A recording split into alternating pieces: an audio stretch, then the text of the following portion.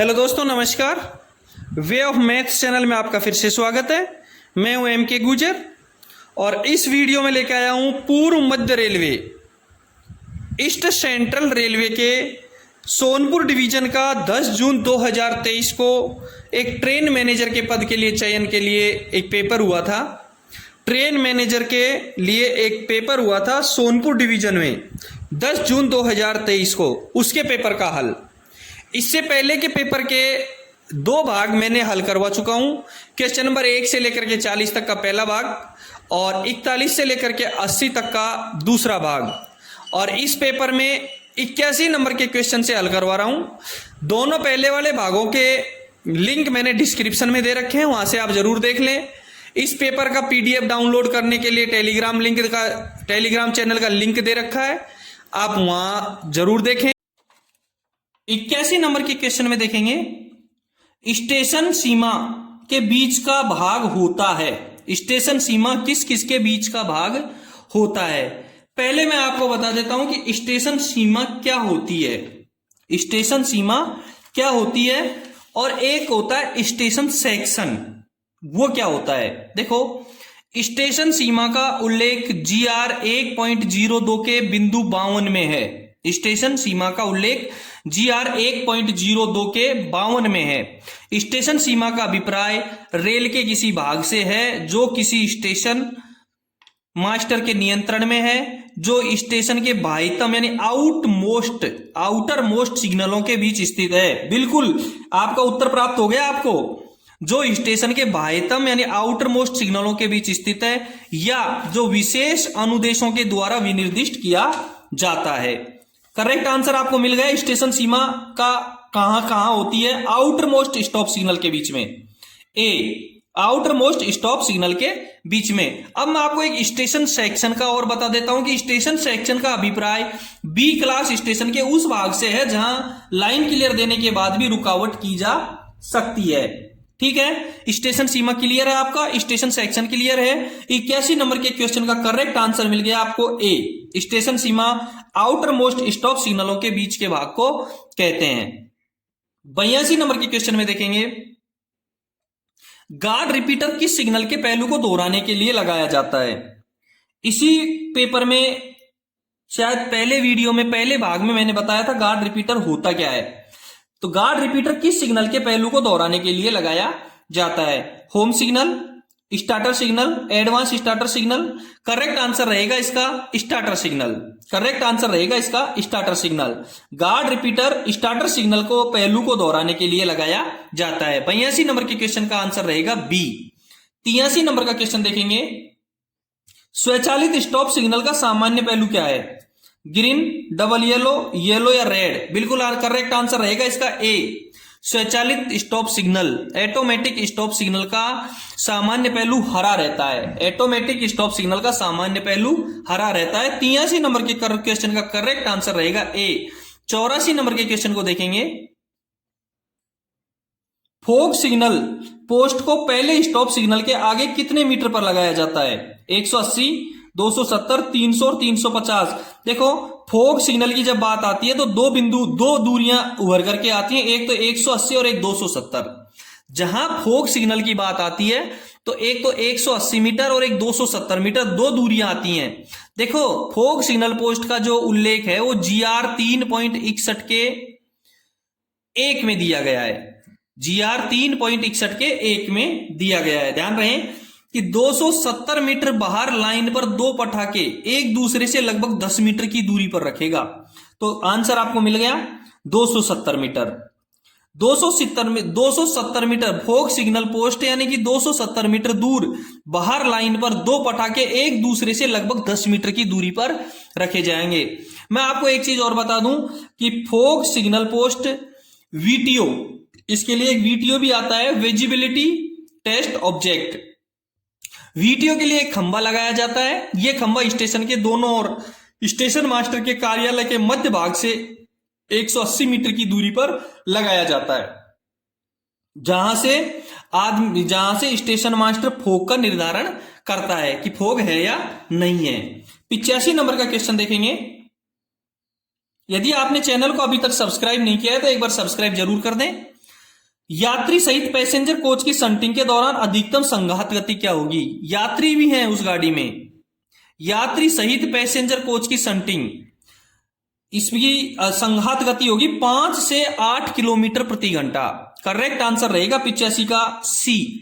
85 number के question का correct answer रहेगा सी। 86 नंबर का क्वेश्चन देखेंगे। ट्रैप पॉइंट रात में प्रकाश दिखाता है जब ट्रैप खुला होता है। ट्रैप पॉइंट रात में जब ट्रैप खुला है कौन सा संकेत दिखाएगा? Green, red, white. Correct answer रहेगा बी, रेड। ट्रैप पॉइंट जब ट्रैप खुला है तो रात में रेड सिग्नल दिखाता है। ट्रैप पॉइंट जब ट्रैप खुला है तो रात में रेड सिग्नल दिखाता है। 86 नंबर के क्वेश्चन का करेक्ट आंसर हो जाएगा बी। 86 नंबर के क्वेश्चन का करेक्ट आंसर हो जाएगा बी। 87 नंबर का क्वेश्चन देखेंगे। 87 नंबर के क्वेश्चन में है बी क्लास ओडिसी की गति क्या है? बी क्लास ओडिसी की गति क्या है? देखें, ये क्वेश्चन पेपर है सोनपुर डिवीजन का 10 जून 2023 का ट्रेन मैनेजर का। इसमें बी में 40/16 किलोमीटर प्रति घंटे दे रखा है। 40/16 हो सकता है आपके एसआर में 40/16 किलोमीटर प्रति घंटा दे रखा हो, लेकिन एनडब्ल्यूआर के अंदर बी क्लास ओडीसी की गति होती है 40 ब्रॉड गेज में, 25 मीटर गेज में और 15 नैरो गेज में। ठीक है। ए क्लास ओडीसी की गति एनडब्ल्यूआर में होती है सेक्शनल स्पीड, और सी क्लास ओडीसी की एनडब्ल्यूआर में होती है 25 किलोमीटर प्रति घंटे होती है ब्रॉड गेज में, और मीटर गेज में 15 किलोमीटर प्रति घंटे होती है नैरो गेज में। आपके एसआर को आप जरूर देखें, पेपर में 40/16 दे रखा है, यही आपके करेक्ट आंसर सही है। आपका एसआर आप जरूर देख लेना, सोनपुर डिवीजन वाले अपना एसआर जरूर देख लें इस क्वेश्चन के लिए। 88 नंबर के क्वेश्चन के लिए भी आपको अपना एसआर जरूर देखना पड़ेगा, क्योंकि आग प्रभावित वाहन को अन्य वाहन से कितने मीटर की दूरी पर अलग किया जाना चाहिए?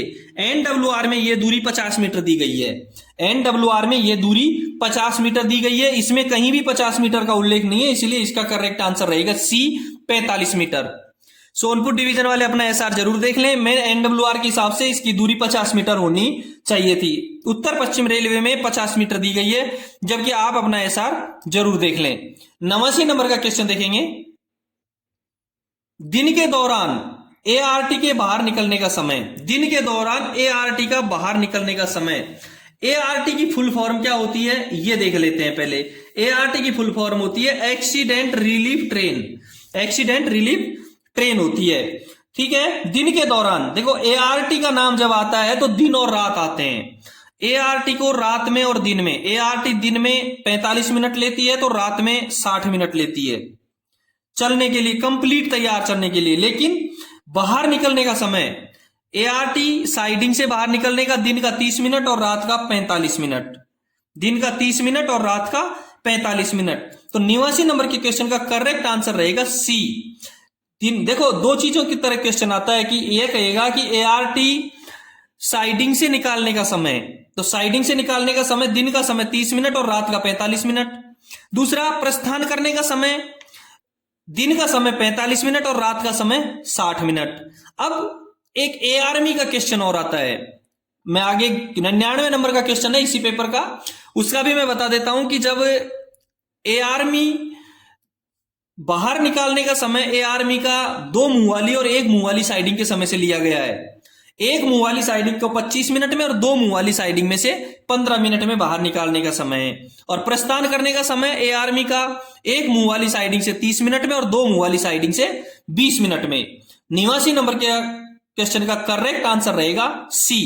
बाहर निकालने का समय एआरटी का दिन में 30 मिनट और रात में 45 मिनट। ठीक है। 89 नंबर का करेक्ट आंसर सी।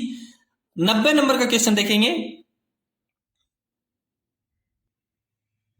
डीएमटी की गति जब इंजन ट्रेन को धक्का दे रहा हो और ब्रेक वैन आगे नहीं लगा हो। डीएमटी की गति जब इंजन ट्रेन को धक्का दे रहा हो और ब्रेक वैन आगे नहीं लगा हो। 40 किलोमीटर प्रति घंटे, 15 किलोमीटर प्रति घंटे, 25 और 8 किलोमीटर प्रति घंटे। करेक्ट आंसर रहेगा इसका डी, 8 किलोमीटर प्रति घंटे। इसका करेक्ट आंसर रहेगा डी, 8 किलोमीटर प्रति घंटे। ठीक है। 90 नंबर का क्वेश्चन का करेक्ट आंसर डी रहेगा। 91 नंबर का क्वेश्चन देखेंगे।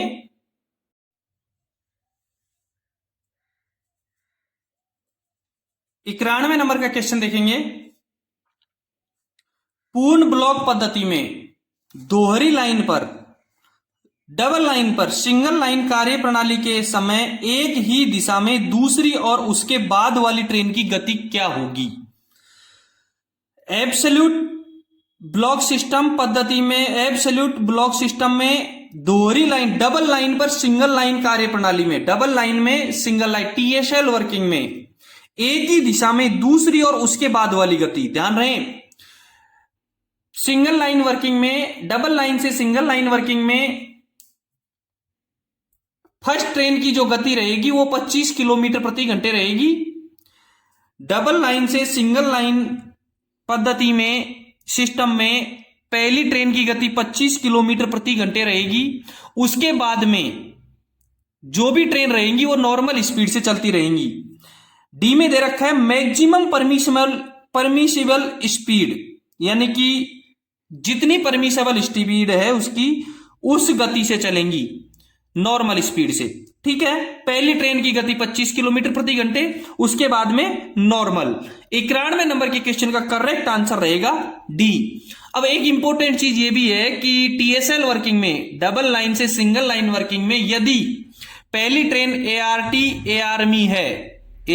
आर्मी है तो और वह दुर्घटना स्थल पर कार्य करने जा रही हो, दुर्घटना स्थल पर कार्य करने जा रही हो, तो उसे कंट्रोल की सलाह से नॉर्मल स्पीड से भी भेजा जा सकता है। ये इंपॉर्टेंट चीज है। ठीक है, 92 नंबर का क्वेश्चन देखेंगे। यात्री गाड़ी के मामले में डेड इंजन को संलग्न किया जा सकता है। पैसेंजर ट्रेन में डेड इंजन लगाना है, उसको कहां लगाएंगे? ए में एनीवेयर इन ट्रेन में कहीं भी।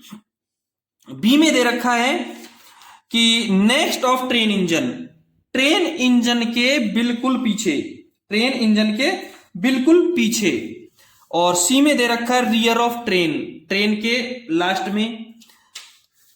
अब डी में दे रखा है इन मिडिल ऑफ ट्रेन के बीच में। देखें, सबसे पहले इंपॉर्टेंट चीज यही है कि यात्री गाड़ी में कितने डेड इंजन लगा सकते हैं, यात्री गाड़ी में कितने डेड इंजन लगा सकते हैं? यात्री गाड़ी में केवल एक डेड इंजन लगा सकते हैं, ये इंपॉर्टेंट चीज है। दूसरा, ये प्रश्न भी इंपॉर्टेंट है क्योंकि सोनपुर डिवीजन में 10 जून 2023 को ट्रेन मैनेजर के जो पेपर हुआ था उसमें आया हुआ ये पेपर है, क्वेश्चन है, स्टेशन मास्टर के पेपर में आया हुआ ये क्वेश्चन है। ठीक है, अब यात्री गाड़ी में एक डेड इंजन लगा सकते हैं, वो कहां लगा सकते हैं? नेक्स्ट टू ट्रेन इंजन, केवल ट्रेन इंजन के पीछे। देखो GR 4.66, GR 4.66 में साफ लिखा है कि मालगाड़ी मेल एक्सप्रेस ट्रेनों में केवल एक डेड इंजन लगाया जा सकता है, वो भी गाड़ी के इंजन के तुरंत बाद में।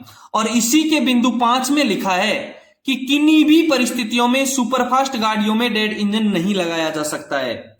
किसी भी परिस्थिति में सुपरफास्ट गाड़ियों में डेड इंजन नहीं लगाया जा सकता है। ठीक है, 93 नंबर का क्वेश्चन देखेंगे। 92 नंबर के क्वेश्चन का करेक्ट आंसर बी रहेगा। 93 नंबर का क्वेश्चन देखेंगे कि पॉइंट संकेतक रात में प्रकाश दिखाता है जब पॉइंट सीधे लाइन के लिए सेट होता है। कौन सा प्रकाश दिखाता है? 93 नंबर का क्वेश्चन कह रहा है कि पॉइंट संकेतक रात में कौन सा प्रकाश दिखाता है जब सीधे लाइन की तरफ सेट होता है? Green, red, white. और करेक्ट आंसर रहेगा इसका सी, व्हाइट।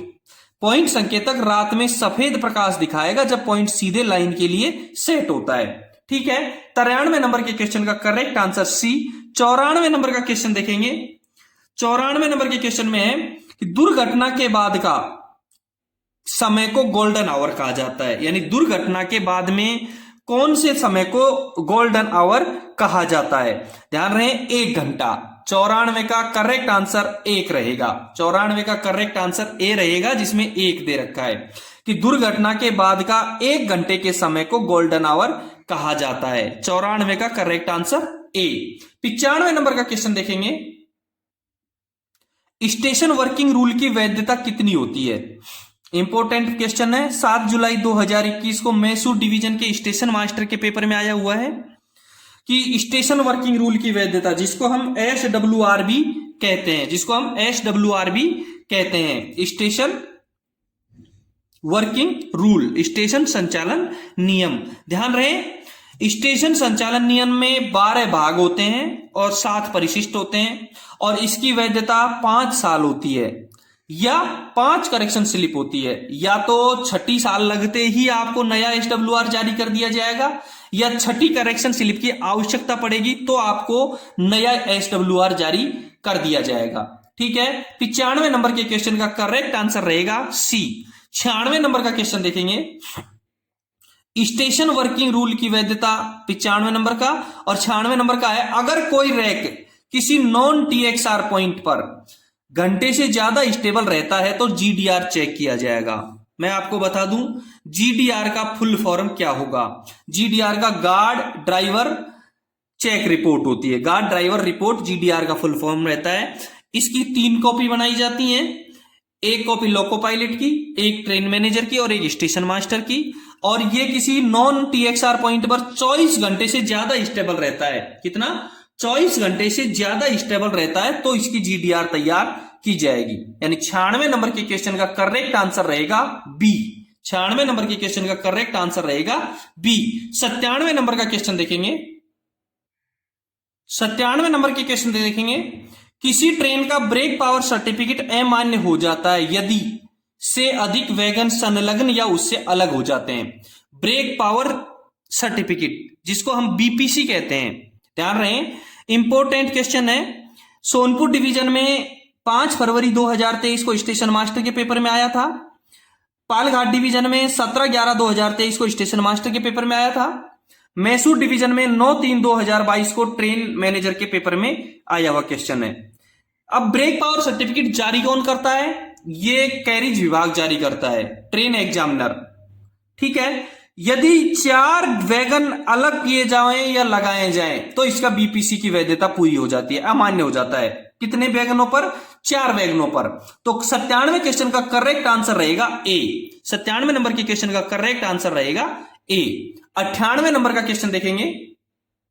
98 नंबर के क्वेश्चन में है, DMT के कार्य करने के लिए स्टेशन मास्टर को E223 के द्वारा जारी किया जाता है। E223 किसके द्वारा जारी किया जाएगा? लोको पायलट, गार्ड या PWI? करेक्ट आंसर इसका बी रहेगा। DMT के कार्य करने के लिए स्टेशन मास्टर को फॉर्म E223 गार्ड के द्वारा जारी किया जाता है। 98 का करेक्ट आंसर बी रहेगा। 99 नंबर का क्वेश्चन देखेंगे, ARME।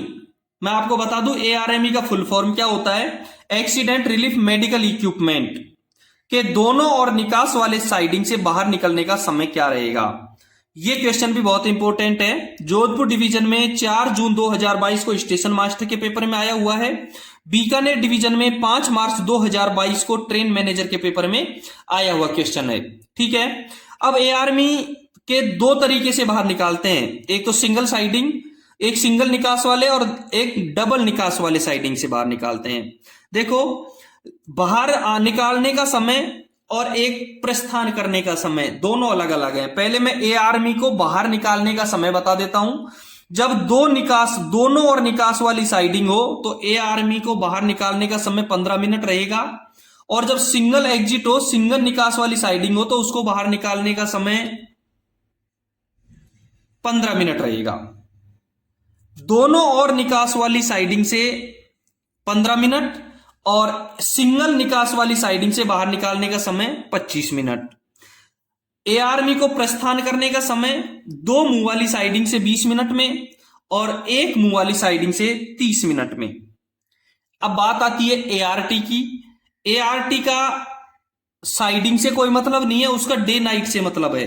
ART का प्रस्थान करने का समय दिन का 45 मिनट रहेगा और रात का 60 मिनट रहेगा और ART को साइडिंग से निकालने का समय दिन का 30 मिनट रहेगा और रात का 45 मिनट रहेगा। क्लियर है आपका कॉन्सेप्ट? 99 नंबर के क्वेश्चन का करेक्ट आंसर ए रहेगा। 100 नंबर का क्वेश्चन देखेंगे, स्टेशन मास्टर के द्वारा लोको पायलट और गार्ड को सतर्कता आदेश जारी नहीं किया जाता है। परमानेंट कॉशन बिल्कुल करेक्ट है। परमानेंट कॉशन स्टेशन मास्टर के द्वारा जारी नहीं किए जाते हैं। परमानेंट कॉशन WTT में दिए होते हैं, वर्किंग टाइम टेबल में दिए होते हैं। परमानेंट क्वेश्चन कहां से देखने पड़ते हैं? वर्किंग टाइम टेबल से, WTT से। टेम्परेरी क्वेश्चन स्टेशन मास्टर के द्वारा T409 में बना करके दिए जाते हैं। इसलिए 100 नंबर के क्वेश्चन का करेक्ट आंसर रहेगा ए। आगे 101 नंबर का क्वेश्चन देखेंगे दोस्तों। इस पेपर में, ये पेपर है सोनपुर डिवीजन का, 10 जून 2023 का, ट्रेन मैनेजर का।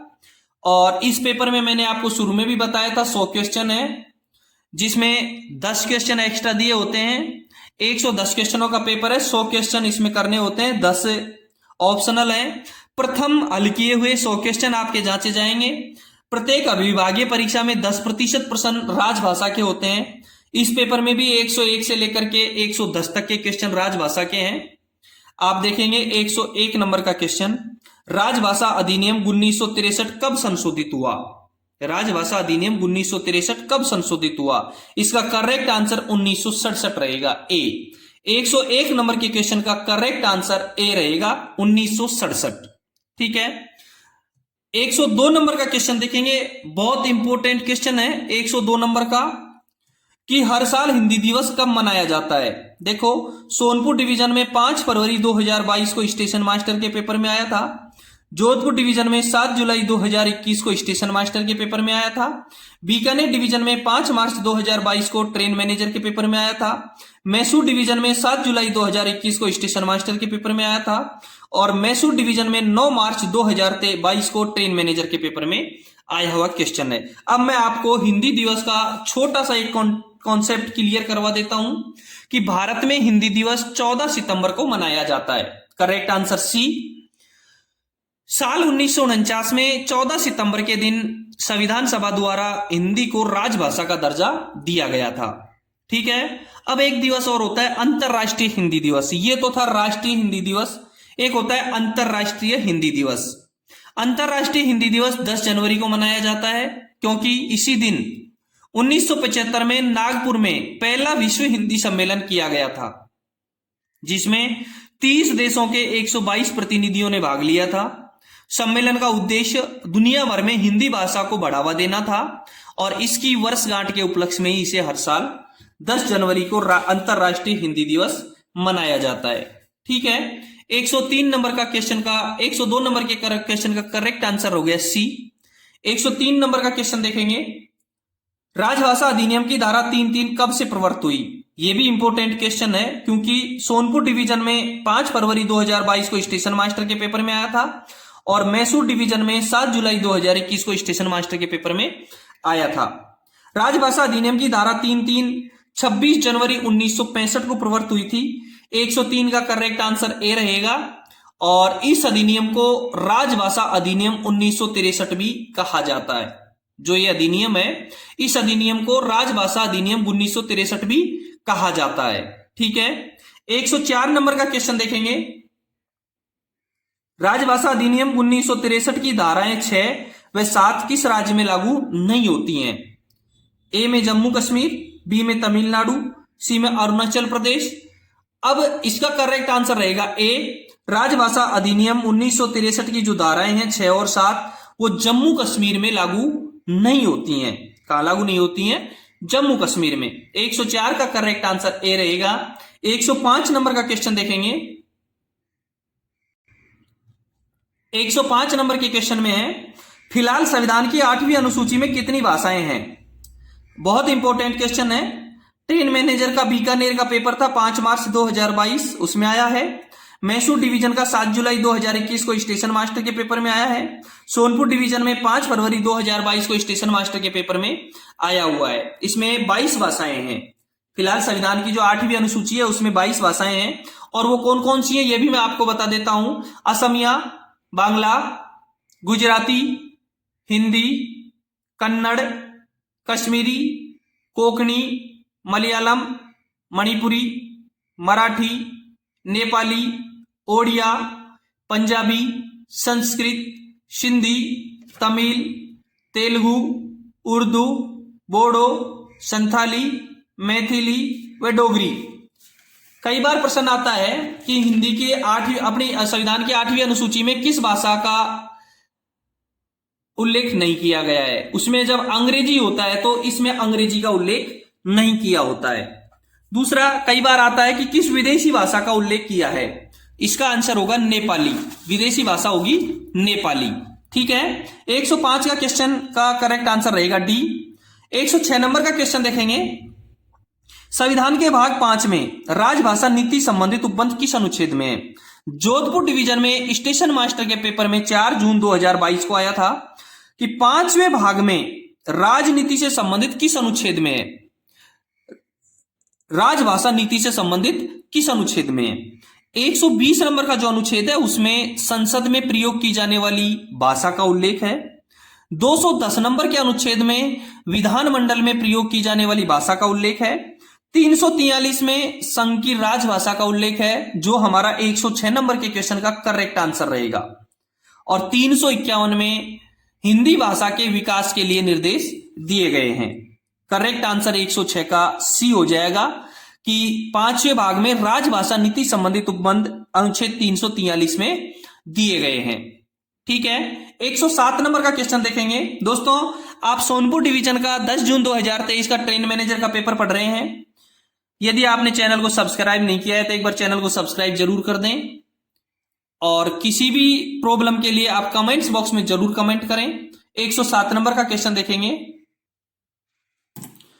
107 नंबर के क्वेश्चन में है, संविधान के अनुसार सांविधिक नियमों, विनियमों और आदेशों का अनुवाद कौन करता है? संविधान के अनुसार सांविधिक नियमों, विनियमों और आदेशों का अनुवाद कौन करता है? ए में रेल मंत्रालय, बी में वित्त मंत्रालय, सी में गृह मंत्रालय और डी में विधि मंत्रालय दे रखा है, जो ही इस प्रश्न का करेक्ट आंसर है। विधि मंत्रालय 107 नंबर के क्वेश्चन का करेक्ट आंसर रहेगा। 108 नंबर का क्वेश्चन देखेंगे, रेलवे बोर्ड में हिंदी संसद अनुभाग का गठन कब किया गया है? संसद में हिंदी अनुभाग का गठन कब किया गया है? जोधपुर डिवीजन में स्टेशन मास्टर के पेपर 4 जून 2022 को हुआ था, उसमें आया हुआ क्वेश्चन है, और इसका करेक्ट आंसर रहेगा वर्ष 1960 में। 108 नंबर के क्वेश्चन का करेक्ट आंसर डी रहेगा 1960 में। ठीक है, 109 नंबर का क्वेश्चन देखेंगे, मंडल राजभाषा कार्यान्वयन समिति की बैठकों की अवधि क्या है? यानी मंडल में राजभाषा कार्यान्वयन समिति की बैठक कितने समय बाद में होती है? ए में दे रखा है 6 महीने में, बी में 4 और सी में 2 और डी में 3, और करेक्ट आंसर रहेगा इसका 3 महीने में। मंडल राजभाषा कार्यान्वयन समिति की बैठक का 3 महीने में एक बार होना आवश्यक है। इसका इंपॉर्टेंट है कि मंडल राजभाषा कार्यान्वयन समिति का अध्यक्ष डीआरएम होता है। मंडल राजभाषा कार्यान्वयन समिति का अध्यक्ष डीआरएम होता है। ठीक है, 109 नंबर के क्वेश्चन का करेक्ट आंसर डी। 110 नंबर का क्वेश्चन देखेंगे, राजभाषा पर वार्षिक कार्यक्रम कौन तैयार करता है? और यह क्वेश्चन जोधपुर डिवीजन में 4 जून 2022 को स्टेशन मास्टर के पेपर में आया हुआ है। वार्षिक कार्यक्रम, और करेक्ट आंसर रहेगा इसका गृह मंत्रालय, जो डी में दे रखा है। 7वें क्वेश्चन में विधि मंत्रालय है और 110 नंबर के क्वेश्चन में गृह मंत्रालय है। राजभाषा पर वार्षिक कार्यक्रम गृह मंत्रालय तैयार करता है। दोस्तों, यह था सोनपुर डिवीजन का ट्रेन मैनेजर का पेपर, जिसके 1 से लेकर के 40 तक का पहला भाग, 41 से लेकर के 80 तक का दूसरा भाग का लिंक मैंने इसके डिस्क्रिप्शन में दे रखा है। यदि आपको इस पेपर का पीडीएफ चाहिए तो मैंने डिस्क्रिप्शन में टेलीग्राम चैनल का लिंक दे रखा है, उसको क्लिक करें और वहां से आप डाउनलोड कर लें। और यदि आपके डिवीजन में लेटेस्ट कोई पेपर हुआ है तो मुझे टेलीग्राम या व्हाट्सएप जरूर करें। यदि कोई समस्या है तो मुझे जरूर, कोई प्रॉब्लम हो तो मुझे जरूर बताएं। चैनल को अभी तक लाइक नहीं किया है तो आप लाइक करें, शेयर करें, और सब्सक्राइब नहीं किया है तो एक बार सब्सक्राइब जरूर कर दें। ठीक है दोस्तों, फिर मिलते हैं अगले वीडियो में किसी नए पेपर के साथ में। धन्यवाद।